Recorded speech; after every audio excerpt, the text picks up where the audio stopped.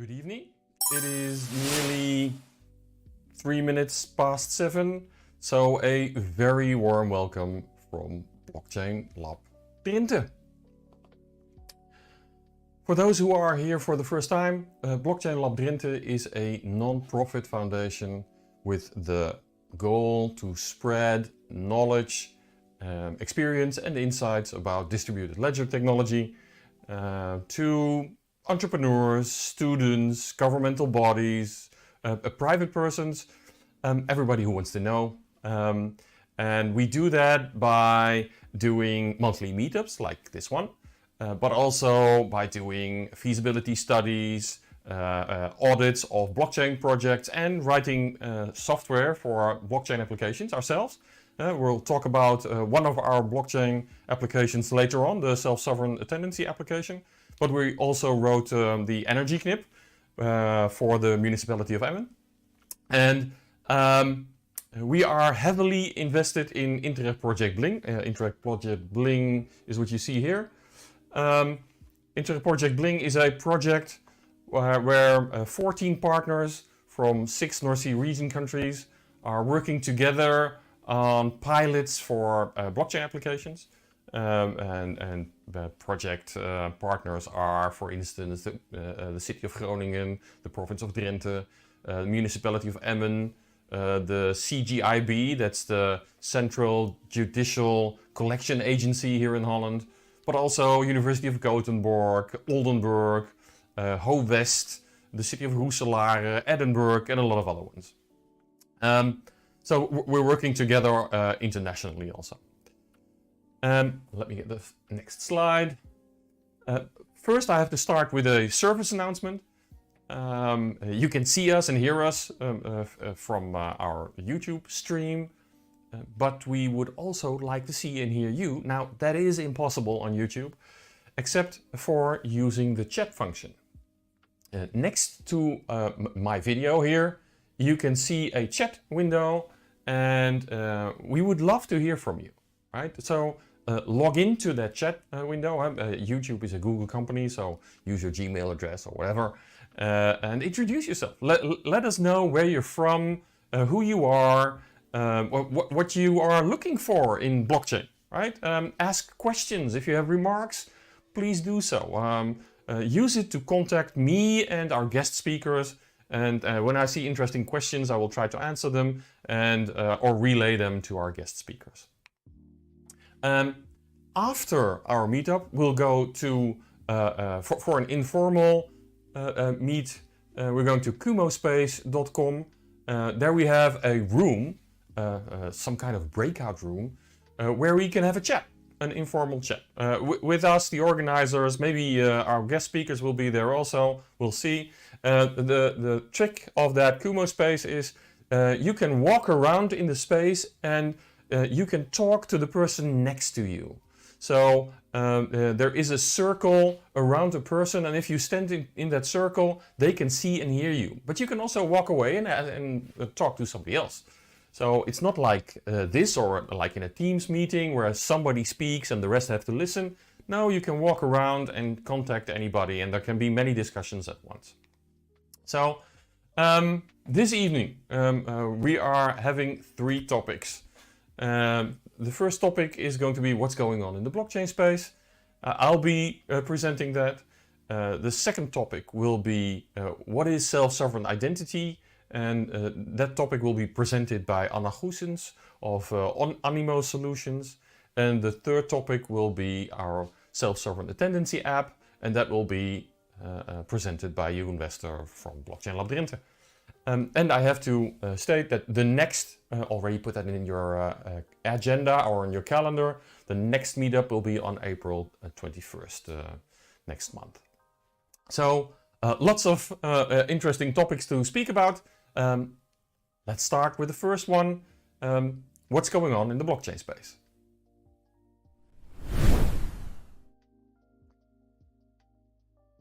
And what's going on in the blockchain space always starts with looking at price action. Now, what you see here is the last 2 days around. The last 2 days prices are in the green, are going up. And at this moment, Bitcoin is around, it's been going up a little bit, let's say minus 3% over the last month. So from our last meetup until now. Last meetup, it was at 42,700. and now it's around 41,000. So that is not too much. I mean, we have seen months where Bitcoin prices are laying low, but it is very unexpected looking at what's going on in the world, right? When you would have asked me and other people in the crypto space that what do you think would happen if there is a big war going on and Russia is invading a different country and banks are being disconnected from SWIFT and etc., then I would have speculated that the price would have gone up severely, right? And nothing happened, right? So this is, to me, a bit unexpected.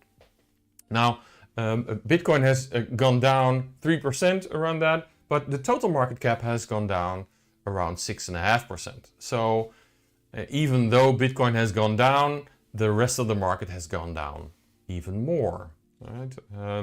Ethereum has gone down 10-11%, for instance.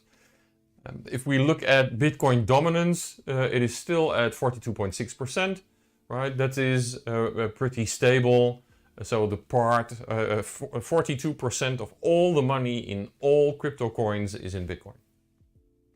Now we see that the number of coins is still growing. Last month there were 17,600 coins, and now there are 18,300 coins. Can you imagine how many of these coins do we really need, right? How many will survive in the next 5 to 10 years?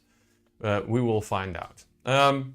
Well, this is what the month looks like for these Bitcoin investors. It's been red nearly all the way. Only a very small portion is green, and we're still underwater. So they haven't had much to be positive about.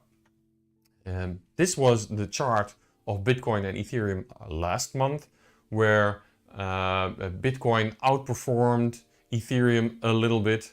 And this month, that is the same. So Bitcoin is still outperforming Ethereum a little bit, which means Ethereum is even worse than Bitcoin. Now,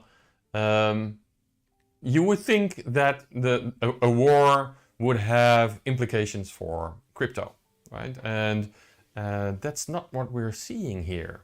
I mean, not in the price action, maybe in regulation. So Ukraine, a month ago, Ukraine was having trouble with approving crypto companies to work within their borders. Now, yesterday they have changed their laws, making it possible for crypto exchanges to work on their turf. Probably because a lot of donations from the crypto world are flowing into Ukraine, to the government, to the defense ministry, to buy all kinds of relief stuff for people. So more than $100 million is already donated through crypto. The laws that Ukraine adopted are a little bit like in Holland. They are more or less the same, that you need a permit from the government to settle the transactions and be registered as a crypto company. So without a permit, you're still illegal, but they're opening up slowly, like Holland does. So yeah, maybe when you look at these rules and regulations, that is a small plus for the crypto world. Now, this is a small negative for the crypto world. We all know about these crypto miners that were active in China because of the low electricity prices. And about half a year ago, a little bit more, they were kicked out. China wanted to do a positive action on their digital yuan, and they wanted to get rid of the miners in the meantime. So lots and lots of miners switched off. Half of them went to the United States and Canada, and the other half went to Kazakhstan, the country next to China. Kazakhstan was very happy with it. It became the second largest country in the world when it comes to mining capacity, but now they have changed their mind a little bit. They are less positive. So they kicked out about 100 illegal mining farms, stating that they are destabilizing the electricity grid in Kazakhstan. So we'll see where all these companies are going. Most of these farms that were closed, they were not only closed, they took out the mining rigs and destroyed them because they were illegal. They could do that. So this could also be a negative item for decentralization. Now, the mining facilities in US and Canada that were started up from the companies that went from China to the United States are nearly all of them working on green energy, right? So they are also contributing to the positive image of Bitcoin miners in general.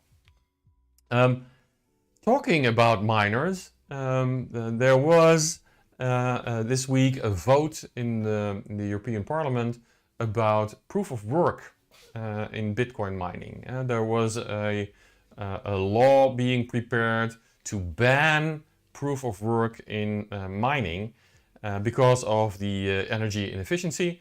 And luckily for a lot of people owning crypto, this was voted against. So they cannot go through with it. Proof of work will not be banned, at least for a number of years. In 2025, there is some new regulations coming up.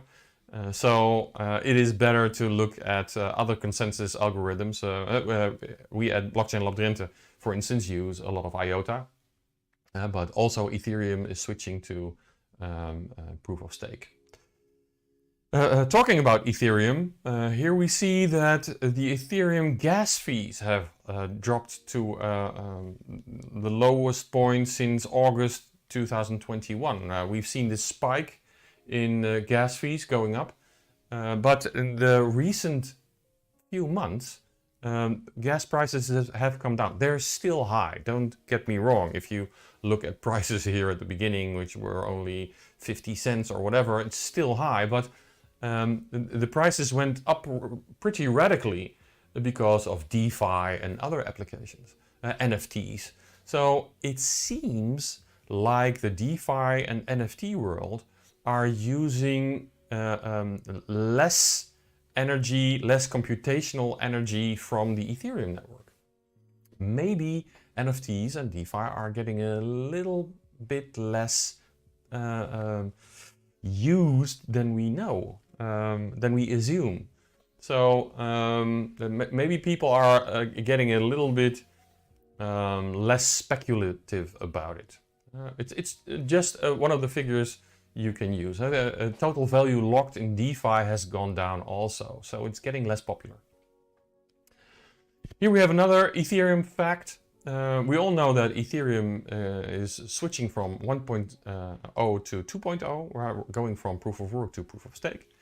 And it'll go in phases, right? So we're just entered the next phase. Ethereum has gone to Kiln, which is a test net. This is one of the last steps before switching over to proof of stake, merging the old 1.0 and 2.0 new chains with each other. So all the old transactions will be in the next in the new chain, right? So they started testing, and it was pretty successful. They found a few bugs, and Vitalik talked about the deadlines. Some people speculated that it would be at the end of Q2 of this year. Other people are saying, well, August and maybe even October of this year, when the switch to 2.0 is being done. That's what nearly always happens in the crypto and blockchain world. It's always much more complex than expected. So maybe we'll see the Ethereum proof of stake 2.0 network in September somewhere. That would be a big improvement. Then we come to a certain part of what's going on in the blockchain space, which is recurring every month, and that is about scams. Not that we are proud of people scamming, it's because we want to make people alert of what's going on. And here you see a scam that's been popping up in the last month or so, that there is spyware installed on computers that looks at what you copy and paste. So it popped up a number of weeks ago where for instance, this guy said, hey, I tried to send a number of Bitcoins to another wallet, so I copied and pasted the wallet address. And when I executed this command, this order, I did not receive the Bitcoins in the other wallet. And when I looked at the transaction in a Bitcoin Explorer, I saw that this amount which I wanted to send was sent to a different wallet address. What happened is that this software is looking at what you are copying and pasting and is changing it when you paste it, right? So when you copy the address and you paste it to your next wallet, there will be a different address. So please take care and check the first few characters and the last few characters of the address when you copy and paste. So it is not getting changed in the process because of this spyware, so to say. Right? There are always a lot of intelligent people finding out new tricks, but it's pretty scary that there is software on your computer constantly looking at what you're copying and pasting and changing it. Here you see something else. The National Crime Agency in the UK wants regulations for anti-money laundering, right? We all know these tumblers and tornadoes and all kinds of mixers where you can try to lose the track, the traceability of what you are doing on the blockchain. So what happens is that if you have some fraudulent transactions and you've got some money that you want to launder, you send it to a mixer, and all kinds of other people send money to a mixer also. It is being scrambled and your money doesn't end up at B but at another party, and somebody else's money is going to where you wanted to send it, right? So it's making it very hard to track and trace where you're sending the money.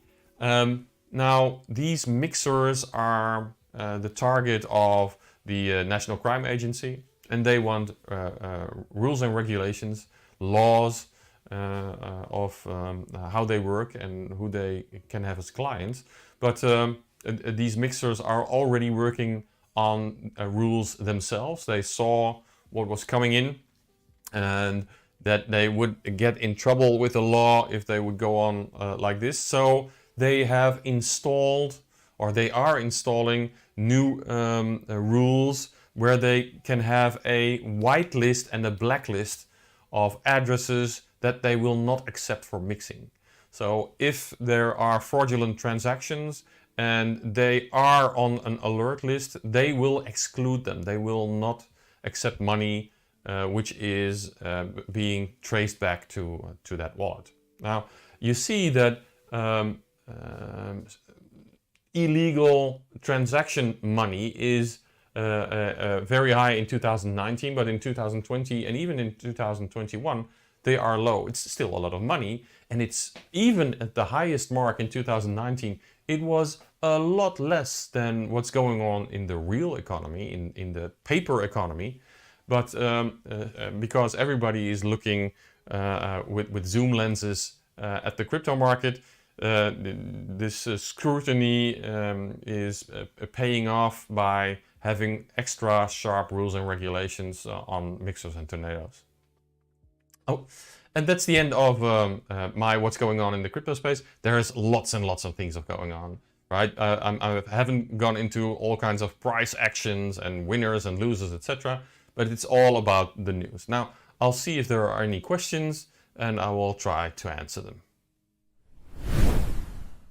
Okay, now I have seen some people in the chat and already some things have been answered. So I don't think there is really something going on.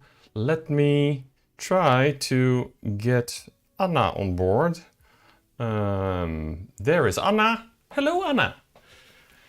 Can you hear me? Hi, Ali. Hi. Anna, before we start your presentation, would you like to introduce yourself? Yes, of course. Hi, everyone. I am Anna Goesens. I am right now in Utrecht in the LISC Blockchain Center space. If you're near Utrecht and looking for a place to work sometime, feel free to drop by. I'm the founder of Animo Solutions. We do self-sovereign identity development and consultancy. And if you don't know what self-sovereign identity is, then you're the right target audience because I will tell you right now. Okay. No, I'll switch you to full screen and then you can start your presentation. Yes, great. So I'll share my presentation and hopefully you can see it right now. Yeah, so great. So welcome everyone. So today I want to talk to you about self-sovereign identity, which is, in my and a lot of people's opinion, the future of digital verification. I want to discuss a couple of things today. So I want to discuss digital identity in general and the digital identity problem we have today. I want to discuss self-sovereign identity, what it is, how it is different than what we do right now, how does it work?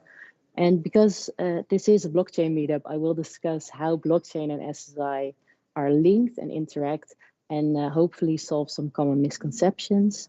And then if we have some time, I'd love to take you through some use cases of real day-to-day things we are currently building using self-sovereign identity.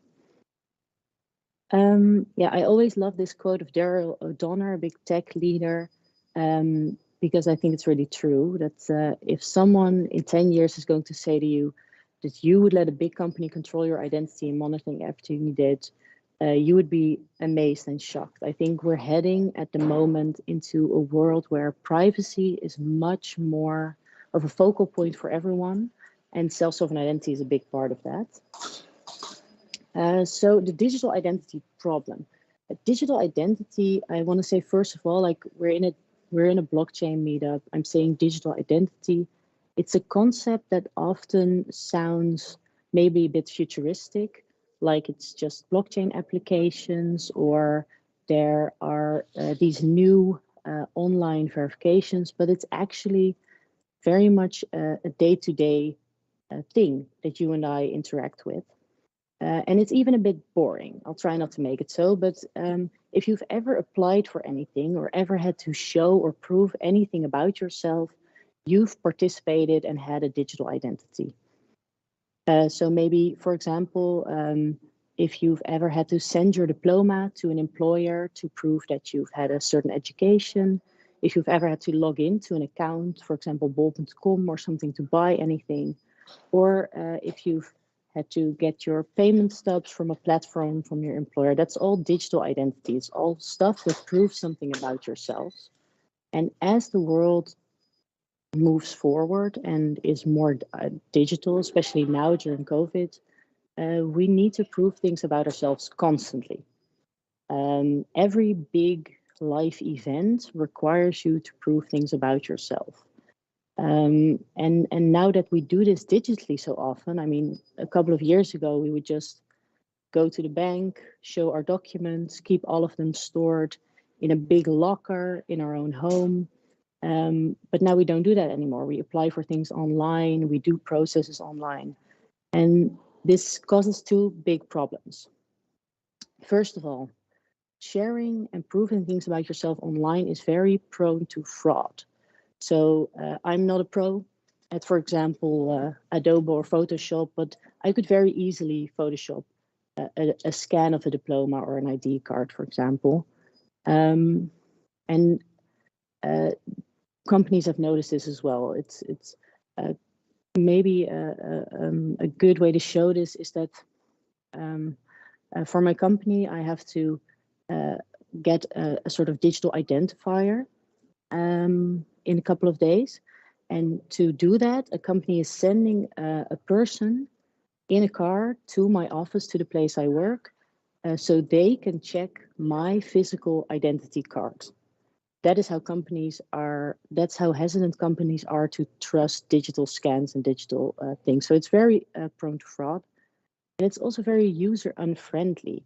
I don't know if any of you have ever tried to rent a home or buy a home, but basically nowadays when you need to prove things about yourself, you need to go and look for all of the scattered information that is out there about you. So you need to track down your financials. You need to track down your employer information. You need to track down maybe proof about the place you live. You need to collect all of those. You need to send them to someone. And then at the other end, there's just a person like you who has to type over all of these scans, check them by hand, maybe call some people, making the process very long.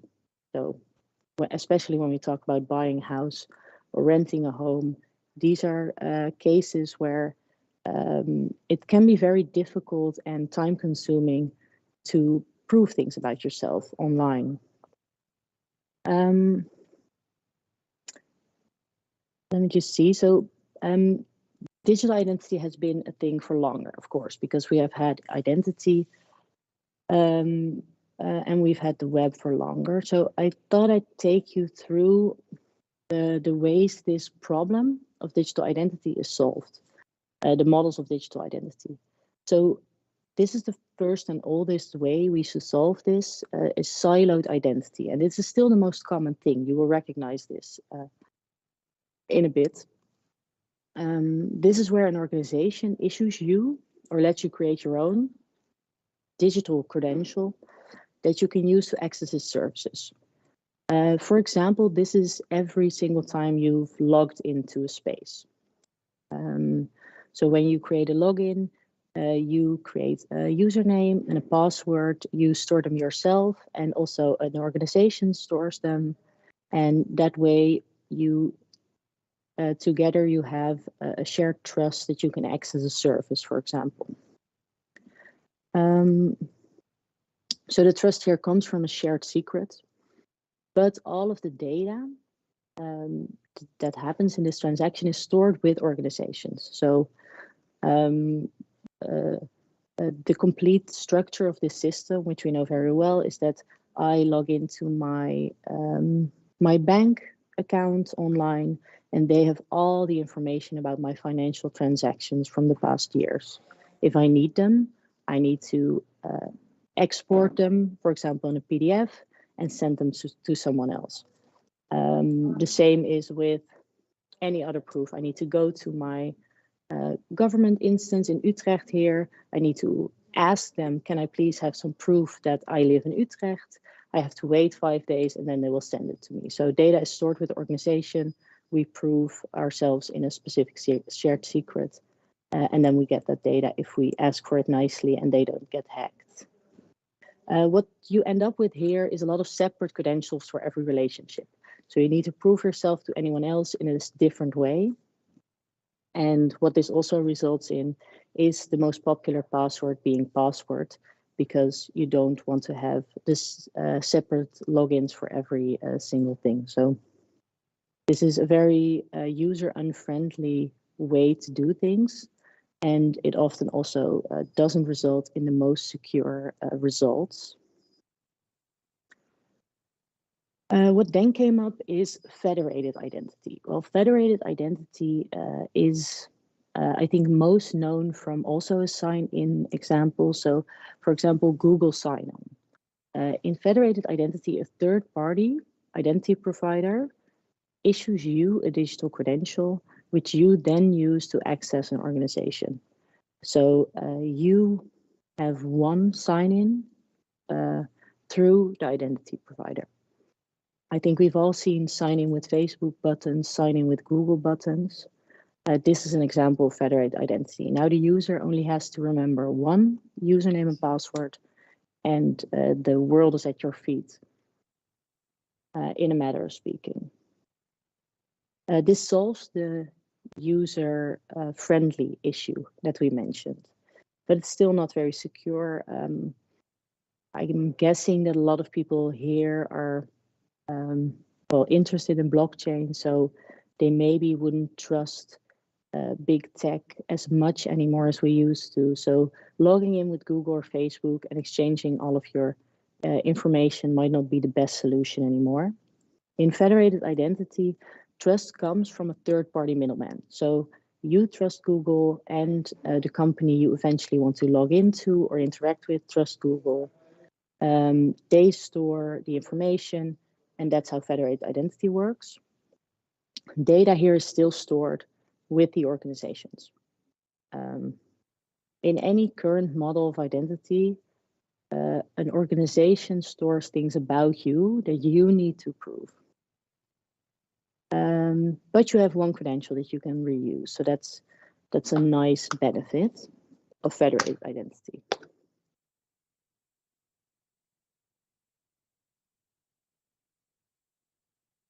Which brings us to self-sovereign identity. So a little bit of a step out of it. Self-sovereign identity started more as a movement. So when we say self-sovereign identity, we often conflict the technology and the movement. The movement of self-sovereign identity is focused on making sure that the end user, the person, is in control of their own digital identity in a way that we've seen you're not with siloed identity or federated identity. There are other businesses often, or people are in control of your identity factors. With self-sovereign identity, in this movement, people are trying to create solutions where the user is in control of their own data and they decide what to share with whom and when. And in self-sovereign identity, organizations issue you a digital credential, but they sign it and with their private key, and it can then be cryptographically proved when you need to show it to someone. So this is a direct connection between you, the person who issued it to you, and the person who needs to verify it. In self-sovereign identity, trust comes from cryptographic proofs. So you don't need to rely on a middleman anymore, or the security of an external database where all your passwords are stored. The trust comes from the cryptographic proofs themselves. And the main thing with self-sovereign identity is that the data that concerns you is stored with you. Dus the data is stored with the user. Practically, this means that you have a digital wallet that contains all of your credentials. You can see this like a physical wallet. You now have a physical wallet that probably contains a lot of your credentials, your ID card, your sports membership. It probably contains maybe a library card. It could contain your student information. So you have a physical wallet. In much the same way, this is a digital wallet, and it contains credentials that are only yours and yours to use and yours to share. And very practically, if somebody needs to know something about you, for example, if you study at a certain university, in a physical world, you would take out your pass, you would show it to them, and then you would just put the pass back into your wallet, keeping it. You're not giving them a copy of your pass, you're just showing it to them. In much the same way, with self-sovereign identity solutions, a request can be made to your wallet to ask you if you study here, for example, or anything about yourself that you can prove. And from your wallet, you can choose to share the result of that information without sharing the information yourself. So you're not sharing a copy of your pass, but you're just showing them the answer. Is it true or is it not true? Feel free, by the way, to ask any questions in the chat, because I've heard that afterwards we can discuss them. So if there's anything you need to know, please don't hesitate to ask. Yeah, so this is it in an image. And I'll show you a demo in a bit as well. So it can be a bit hard to see. So you have issuers, holders, and verifiers. The issuers are parties that issue credentials or claims. Holders, that's you and me. That's people who hold their claims, the owners of the wallets. And you have verifiers, and verifiers want to know something about you. They want to check if something is true or not. And this is the three-role system that self-sovereign identity is completely based on. If we take the example of the diploma that I mentioned before, in this case, the issuer would be the university. They would issue to the holder a credential in the form of a diploma, for example, or a student pass. The holder would then own it and have it. The credential is, when being issued, signed by the issuer. So the holder is walking around with a credential that contains the proof of itself. This is much the same as we have now our ID card, which contains in the ID card the proofs that is real. So this is basically just a step closer to the physical way we've always done it. So the holder gets their student pass or their diploma, which is signed by the university. Then it is theirs to do it as they wish. So they keep it in their wallet, and maybe at a certain point they want to apply for a job at a place where their education needs to be verified, or they need to get into the lunchroom and they need to prove that they're a student. At that point, the verifier wants to know something about them, and the verifier can now check through asking the holder, just from the credential itself, if it is completely 100% true or not that the issuer issued this credential. So they can check just from the digital piece of information if it is actually issued by the issuer. So we can see now how this is very different from the scans I mentioned before, because all you need is the actual digital proof. And you already see a public blockchain there, and we'll go into that a bit more later because I know where I am. So just to summarize, for self-sovereign identity, it uses a digital wallet. It's owned by the holder. You see an example on your left of one of those wallets. Verifiable credentials are stored there after they are issued by the issuer. And when a person needs to prove something to a verifier, a request is sent to the holder for the proof. Now, I'd like to show you a little demo because I found that it's best to see this in action. So I'm hoping this works all right with the sharing. This is a demo on the left side that we made recently. You can find this yourself at demo.animo.id if you want to try it yourself with an actual wallet you can download. There are several wallets out there, free from providers, and we'll link you to them in the demo. On the right side, you see the Trinsic app. So this is one of these wallets, which is just free to download, a digital wallet. We haven't built this. This is just by Trinsic. They use this in their process. You also have the Lissy app, which is very good. So I'll just show you how it would work. So we've picked the Trinsic wallet. Have it. Or maybe I should just for a second, if you would like to participate, you can download the wallet here. I've shown you this is the URL, so you can do it yourself as well during or after the presentation, but just so you know that these are the steps that you need. So I have the wallet. Well, I'll pick Joyce because I like her most, but this is just something we set up in a demo that you can choose the person. Okay, so how self-sovereign identity applications usually work is that you make a connection with an issuer or a verifier, and then they can send you requests. This is much the same like how you now get push notifications in other applications, but it's a bit more specific because you make actual connections. So I'm going to scan this QR code, and now I get an invitation to connect. At this point, this is also an important point of self-sovereign identity. This organization that connects with me, in this example, it's Animo, does not know who I am. They just know a random identification code. They don't have me in their database. They don't have anything about me. I accept the connection. And I think now you can also see here in my connections, now you see Animo. I have two because I tried it out earlier. So I'll show you a bit of how it works. Now Animo can send me credentials. And I hope, of course, it works, because otherwise that's always the demo effect. Uh-oh. Oh, that's not too bad. I'll just tell you guys to go to the demo and you can try it for yourselves. I think I messed up by doing it by myself before.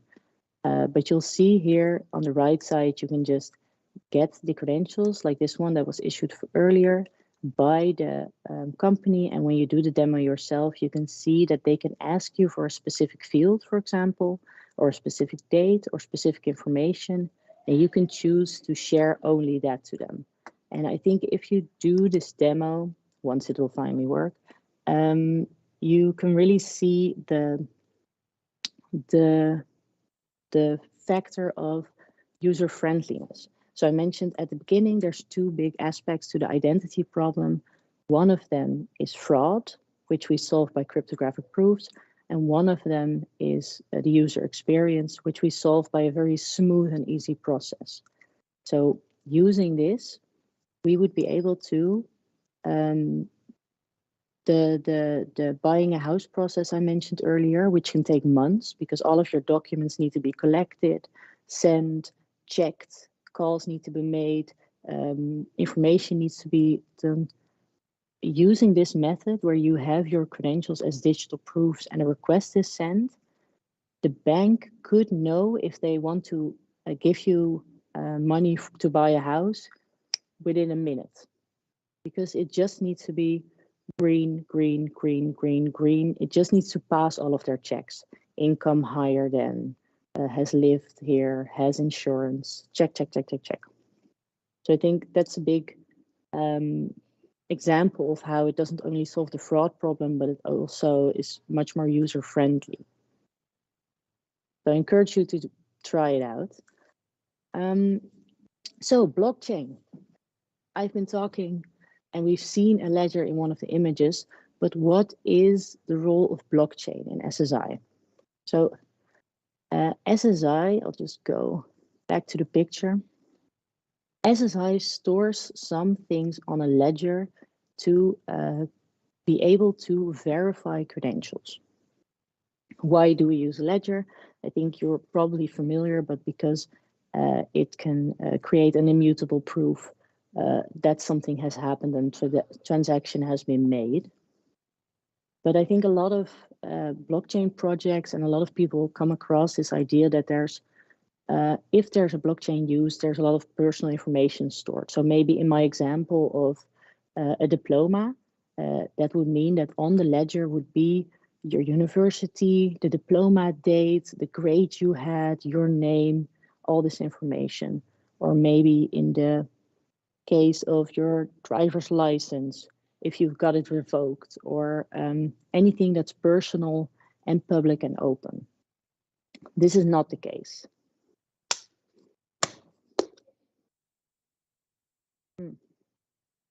So what we actually store on the ledger in self-sovereign identity solutions is only three things.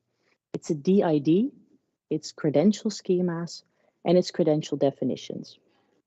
Now, remember, these credentials are these verifiable digital credentials. So you can think of those as the cards, the digital proofs. Actually, on-chain is just an organization's public DID, digital identifier.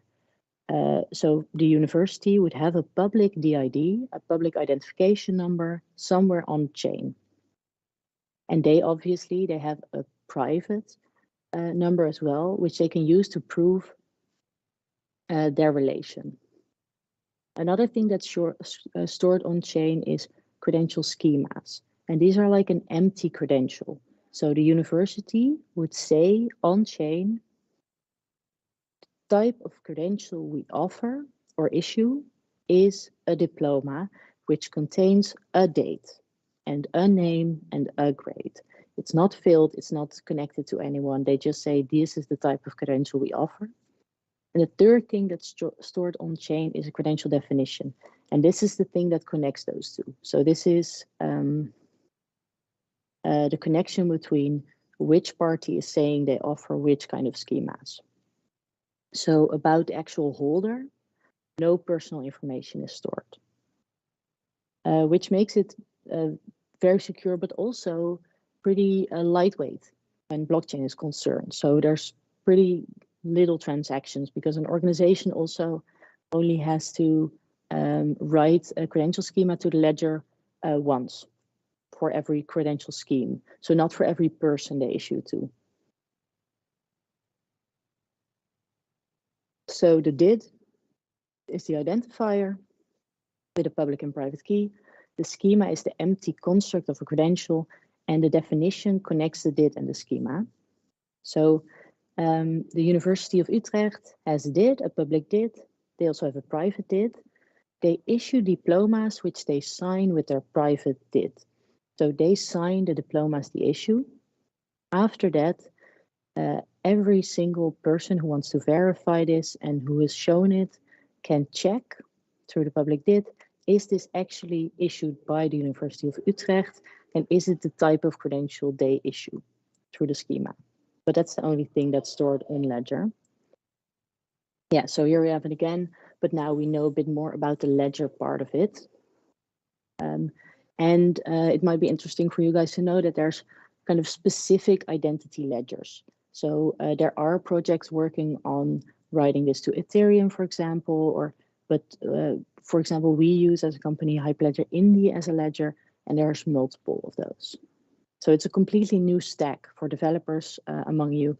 There's other frameworks, chains. It's a whole new world to get into. Oh yeah, well, and then I want to kind of to finish it all. I wanted to end up with very shortly a couple of use cases, so you could maybe get even more of a feel of how broad this field is and how much you can do with it, because that's kind of the great thing and the issue about self-sovereign identity. It's kind of applicable everywhere, because you've heard me mention so many examples, and that's really the case. It's identities everywhere. It's not going anywhere but more digital. And I hope these show that as well. These are use cases we've participated in. So I've only chosen two because I heard you guys are going to see a great third one in a bit. So for example, we've in Drenthe, we've been working with the dispatch center. So the people when you call 112 to see how we can help them connect more to volunteers in Drenthe, which is maybe a bit broad, and you think, how are credentials, how do credentials match with this? But what we do is we let the dispatch center, who send firefighters and ambulances, we let them also send out a request for people with a certain set of qualifications. Maybe someone who's been trained in CPR, or someone who has worked in the army, or any sort of thing that could be helpful, a doctor that's just in the neighborhood. So we let them send a request to see if there's anyone in the neighborhood of the incident that has a credential that could possibly help. They just send a request. They don't know anything about who's near. I mean, as I said before, this is all decoupled of personally identifiable information. So it's not stored anywhere. It's all peer-to-peer. Then they get back if there's someone nearby who is able to help and has the right qualifications, which we check using verification of self-sovereign identity credentials. Then they get connected to the dispatch and they can help. And sometimes they're there much earlier than the actual firefighters or ambulance.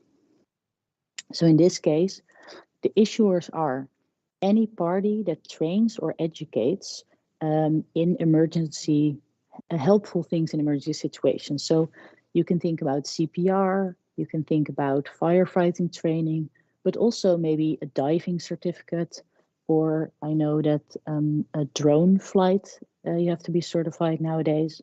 So any party that would like to issue this digitally can. Then we have the verifiers, which are here the dispatch center employees. So they, without even knowing it themselves, they do a complete credential check where the holder gets a message like, can you share with us that you have this credential? And the holders are the volunteers. So these are volunteers that want to help in emergency situations, and maybe if they're close by, would like to be of assistance. And by the way, this is also interesting to say, I think in this use case is you could also have no credential. Sometimes you just want someone nearby to take a look. So sometimes we check for the fact, check and accept everyone. These are some pictures of a kind of a test day we did, where we sent out actual firefighters to try and get real incidents of the month before and see if they could be there quicker. So you can see here the network of geography and the responders. There's still a lot of work to do, but we're currently talking to get kind of the next test pilot launched. And I also wanted to mention YOMA, which is another project we work with. And I think another good example is YOMA is a youth platform. And this is specifically based on the problems they signaled in South Africa, if I'm correct, where there was a lot of fraud with work credentials, like education credentials, and there was a lot of unemployment. And the YOMA platform is a place where employers and trainers can offer credentials for certain trainings or work, which trainees or young professionals can then use to show to possible employers that they are 100% cryptographically sure, certified, and they have the experience that they need to work. This is a very interesting project that you can follow online as well. They're going to do really big things, I think, with a great societal impact. And in this case, issuers are trainers, educators, anyone who offers a course, for example, and wants to give people a digital credential as participation of that course. Verifiers are the possible employers that want to check these young professionals' credentials, and the holders are young professionals themselves. And the nice thing here as well is that you're not reliant on a platform that can go out of business, can be hacked, can be moved from the earth in 2 years, but you have them all yourself in your digital wallet. So you are the only one that controls your own data. So again, I'd love to take it back to this quote because I often focus on fraud and user friendliness, but eventually it's all about control. We want to move towards a world where the only person who decides about you is you. And businesses can ask you stuff, organizations can ask you stuff, but eventually it's up to you to decide what you want to share with who. So I want to thank you a lot for listening. So questions can be asked in the chat. Feel free to reach out to me on LinkedIn or Twitter if you're curious about the things we're doing. I am always open to talk to anyone. Let me see if I can stop sharing. And you're back. Oh, you were back. Well, I was here all along. Oh, let me just see. But yeah, that's where you are. Yes, great. Now I'm back. Hi. Thank you, Anna. There are a lot of questions in the chat, so let me fire some of them in your direction. Jeroen is asking, would you categorize IRMA as a self-sovereign identity solution? Oh, that's a hot topic in my industry, I must say. There is, I think, if I'm correct, the last time I checked, there's still a part of IRMA that's centralized. I know it's a hot topic. I'm not going to burn my hands on it right now, but I know it's been a discussion a lot of times. I know that some of the developers we work with are not the biggest fans of Irma. That's Okay. Luc has been asking a number of questions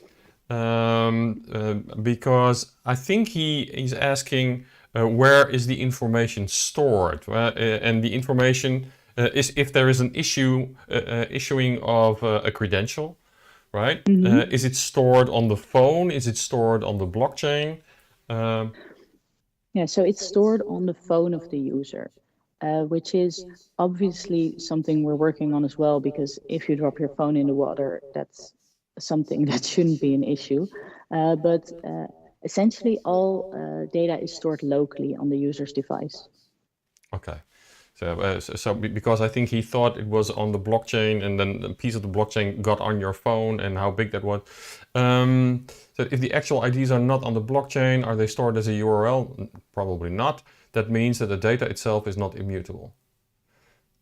No, so the data, so the credential that's issued to you is issued by the organization, and the only thing that's checked is this credential actually issued to me by this organization at this point.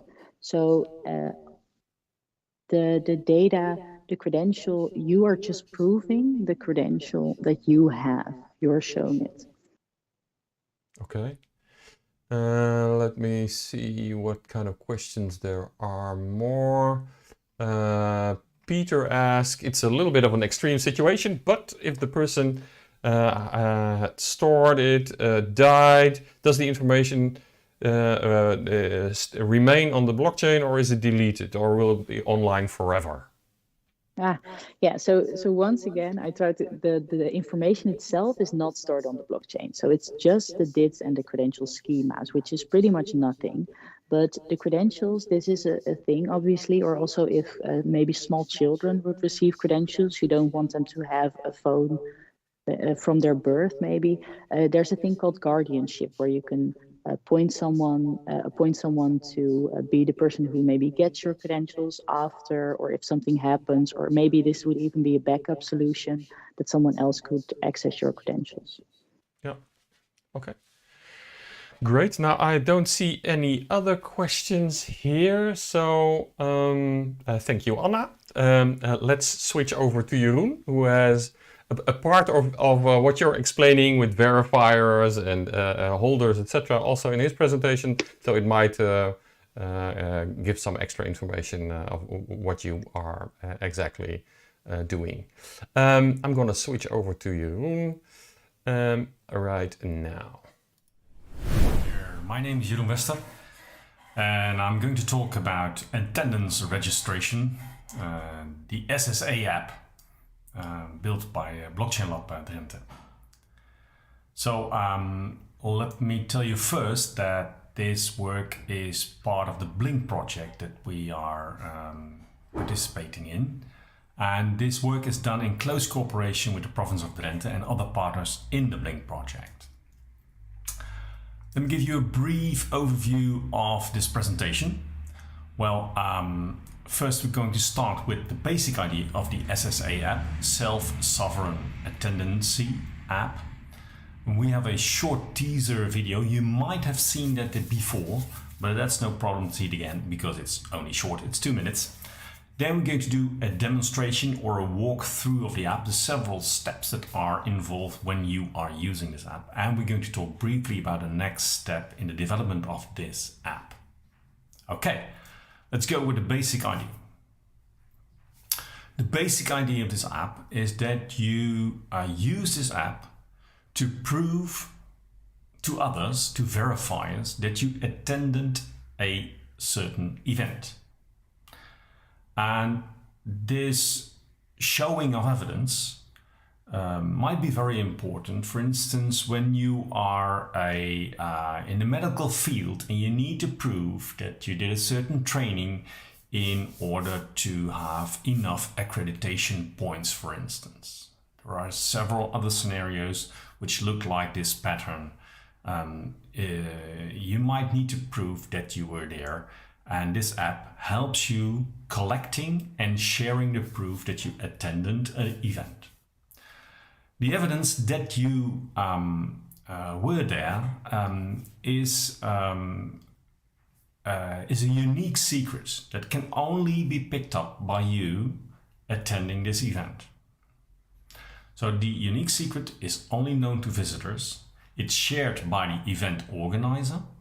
And when the event organizer has shared, the app collects the event, stores it, it's written on a blockchain, or in our case on a Tangle, and it's there, time-stamped, tamper-free, tamper-proof, and you can use it for verification processes. The other central thing is that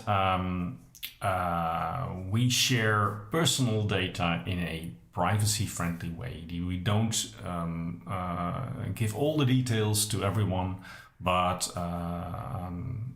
it's done in such a way that the user, the visitor, is under control of his personal data. So you see several roles here in this basic idea. You have the role of the visitor. That's the person who attends an event. You have the role of the verifier. That's the person who sees, who needs to check whether you really attended an event. And you have the role of the event organizer, who gives secrets to people who attend the event. Okay, this is the basic idea of the application. Let's go to the short animated teaser video that we created. We'll show you the details of this app in just 2 minutes. After that, we're going to dive in a little bit more detail the steps that are involved using this app. Sometimes attendees need to prove to verifiers that they attended an event, course or conference. For example, for accreditation of medical personnel, accountants, financial specialists, students, and everyone who must prove personal education points. Event organizers like to use attendance sheets or pictures to register attendancy. GDPR law makes these sheets hard to use. BlockchainLab researched how to make registration GDPR proof. Is it possible to show tamper-free proof of attendancy? Can verifiers trust the attendee? Can verifiers be sure that the attendees listed were really at the event and worked out a solution? How our blockchain solution works. Decentralized, transparent, immutable, and cryptographically safe sharing of data on a need-to-know basis. Step 1. Event organizer, Isaac, registers an event on the blockchain and creates a unique event key. Step 2. A. The phone of the attendee, Harry, picks up the Bluetooth key at the event or the QR code for an online event. B. Generates a unique key. C. Uses it to access the blockchain. D. Register and store a certificate locally on Harry's phone. Step 3. The organizer closes the event to prevent misuse. Step 4. With the event wallet on his phone, Harry is able to verify 24/7 that he was present at a certain event, date, time, location, without revealing his identity details.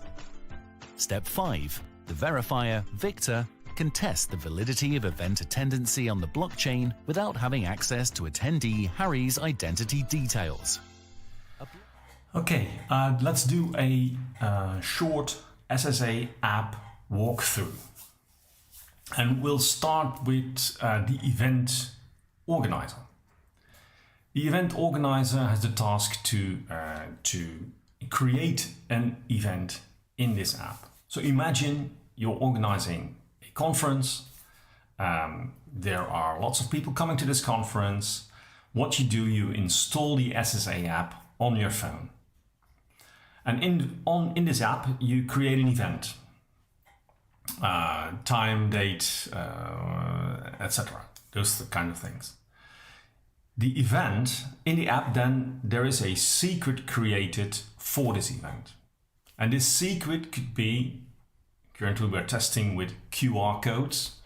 This secret can be shown, for instance, in a conference presentation on a slide with the button Scan Me. So people in the audience can use their phone, make a scan or a picture of this QR code, and then store this evidence in the SSA app. But it can also be shown on a conference banner, for instance, at the entrance of this event.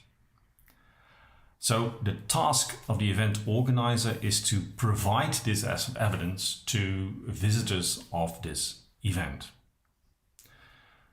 Another task of the event organizer is to open and to close the event. And opening will mean that people can scan evidence and store it in the app.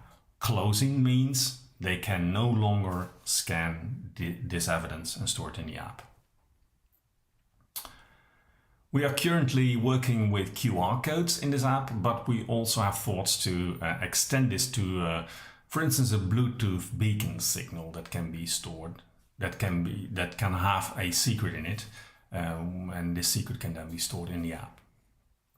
But the essence is that the secret is only available locally or to people who are attending this event. This is a little bit tricky, of course, because it's not only locally, there's not only same time, same place restriction, because it can also be used for online events.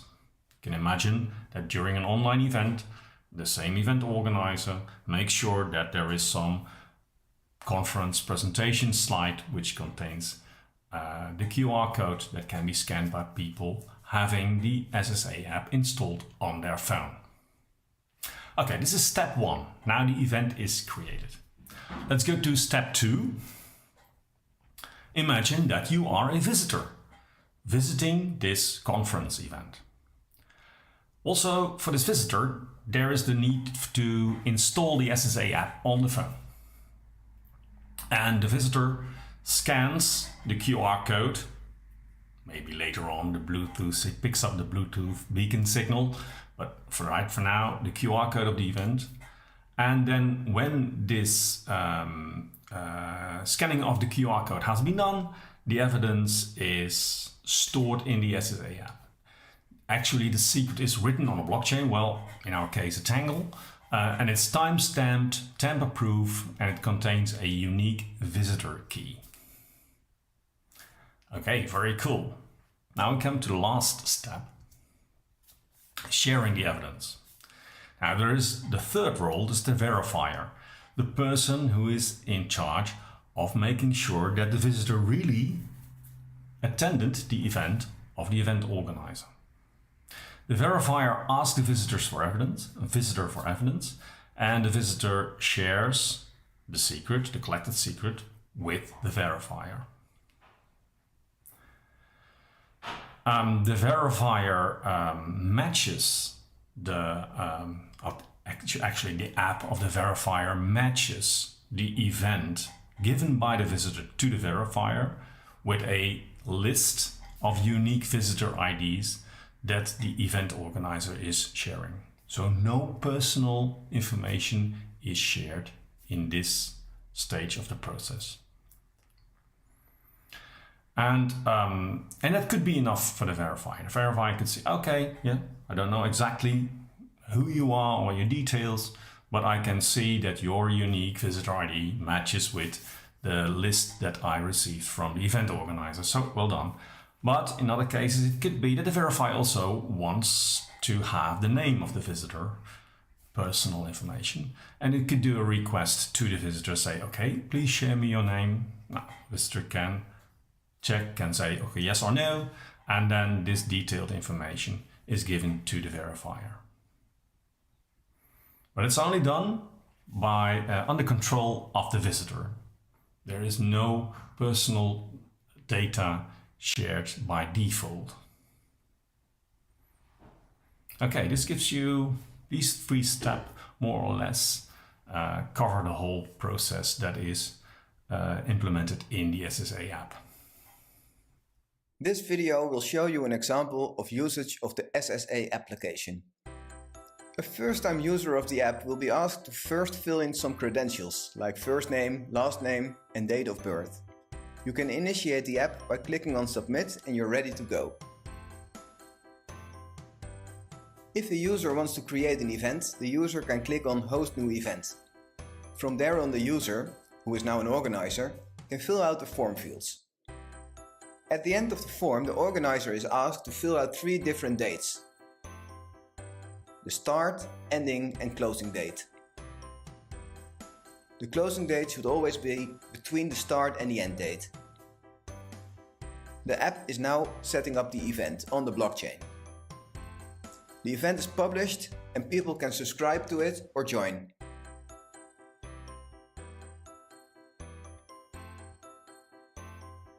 Let's open the event and show the QR code to another user.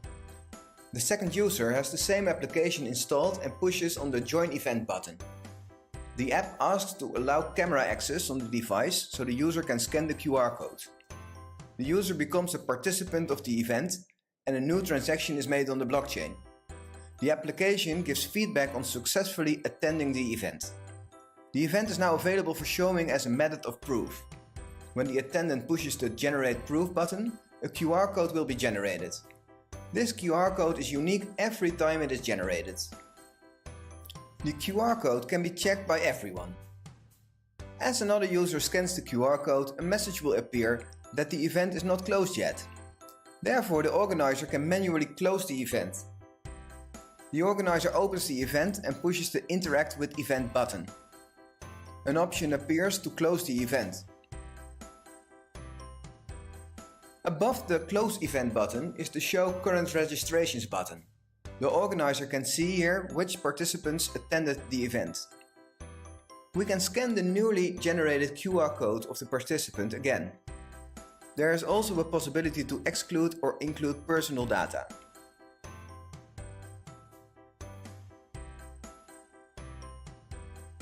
When the organizer presses the Proof button again and scans the QR code, a message will appear with Verification Complete. Thank you for watching.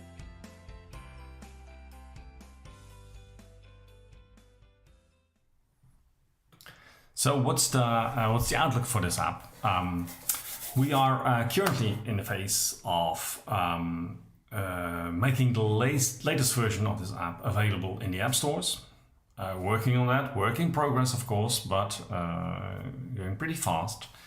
We're probably going to do some live testing in Bling related events in April and in May 22. This will be our first real user testing. So we're going to have some feedback there, of course, and we're going to use this feedback in the next version of this app. So work in progress, but very close to some real live testing. We're very proud of that. Well, that was it. Thank you. Bye-bye. Okay. Are there any questions? Okay, I see Luke having some questions about the QR code. Well, Luke, it works like this. So the organizer shows the QR code in a slide, and then the attendees have only a short amount of time to scan it and to say, okay, yes, I am at this venue. And then the organizer closes it. Now, you can still see the QR code, but you cannot register the event. The door is closed, so to speak. So, yes, if you are very fast, send this QR code to a friend and he has 2 phones, one to show it and one to scan it, then he could very fast register. But then the organizer can real-time see people registering. So I have 10 people here attending and I see 20 people registering. There's something wrong.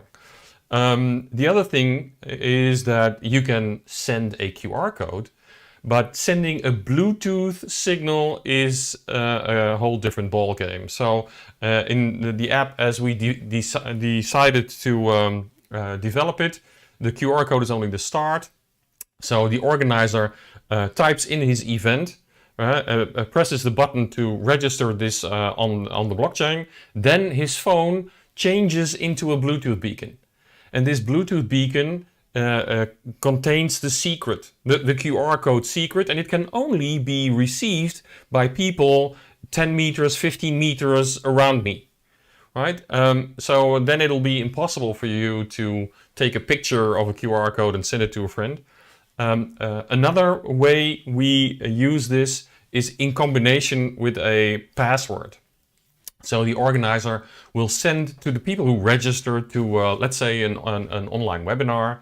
He will send a password with the link to the Zoom meeting or the Teams meeting, etc. Now, you can use that password only once in combination with the QR code. So you could send the QR code to your friend, but you would also have to send your password to your friend. And if he registers before you do, you will not be able to register anymore. Right? So there are lots of combinations we can make. For instance, we're also working on the fact that you would need several QR codes to register. Right? One is not enough. We could define N out of M. So during a day at a conference or a course, there could be 5 QR codes, and you need 4 of them to register to the event, right? I don't know if you can remember, a few years ago there was this incident where people, I believe it was in Strasbourg, from the European Parliament, went to the building, registered and went home. He registered to collect 350 euros or something. Well, that's out of the question now, because you would need 4 or 5 or I don't know how many QR codes. So you should be at the venue the whole day to collect these codes or these Bluetooth signals or whatever. Right? So there are lots of combinations possible how we can do this. In April and May, we're going to test this physically at a conference, and we're first going to use a QR code, very simple. So the organizer can see real time who is registering. He can really see that in seconds delay, 2 or 3 seconds at most. And he can see how many people have registered. In the app, as we have made it now, you can also give a remark, right? So I'm scanning the QR code and he asks me from which city I am. Amsterdam or Emmen or Dortmund or whatever, right? That is not private information. There are 750,000 people living in Amsterdam. So if I put in my city, that's no problem. But the organizer can see, okay, there is somebody from Amsterdam, somebody from Dortmund, etc., registering to my event. And then he presses the button close. So at that moment, the door closes on the event. And even if people have the QR code sent to them by WhatsApp or whatever, they cannot register anymore. They can do a transaction on the blockchain, but it will not be registered on the attendancy list. Okay, let me see if there are any other questions. Thank you, Anna, for the compliment. Great user interface. It still feels... Now, there's a lot of things you can do with this application, right? You already mentioned the medical side of it. There are many people that need personal education points to be proven, right? To keep their accreditation for their job. So the medical professionals, but also in the financial markets. There are many people who have to prove every year that they did certain courses. Physiotherapists, you can use it for students. Have they attended a certain lecture or something, or have they visited a certain company as they should have? So there are lots and lots of applications you can use it with. Okay, I don't see any other. Okay, what if they missed the QR by excited? By excited? What if they missed a QR code? So that's why I talked about 4 out of 5 QR codes, for instance. Right? If you miss the QR code, and there's only one QR code shown for that event, then you haven't been there, right? So you should be there. You should be paying attention for that. And during the day, if there are many QR codes being used, then the organizer can define, okay, I only need 4 out of 5 or 6 out of 8. So when you're gone to the toilet, there's no problem, because if you have 6 out of the 8 shown, then you're okay. Okay. Now I don't see any other pressing questions. Then there is only one thing for me left to do, is to thank Anna and Jeroen for their presentations, and to announce our next meetup on the 21st of April. And to be a real YouTuber, I have to ask to press subscribe and like and whatever, because that'll help the algorithm find us. So we'll increase in ranking when people type in blockchain on YouTube. I hope you think this was valuable. This presentation, this whole meetup, will stay on YouTube as always. So there is a whole archive of videos you can look up. The self-sovereign attendancy app is also on there, where we have a little bit more technical information, how we do things and how it is stored. So you heard the same topics as Anna told you about. There is an issuer, an holder, and a verifier also in our app, because that's how these schemas, these principles work. If you have any other questions, you can ask us or connect to Anna on LinkedIn. Anna, could you share the link to the demo in the chat? You have a great demo. I did it a few weeks ago, and I can encourage everybody to use that and to look at it yourself, to experience yourself how this great demo works. And you'll instantly see what the applications are in renting a house, diplomas, etc.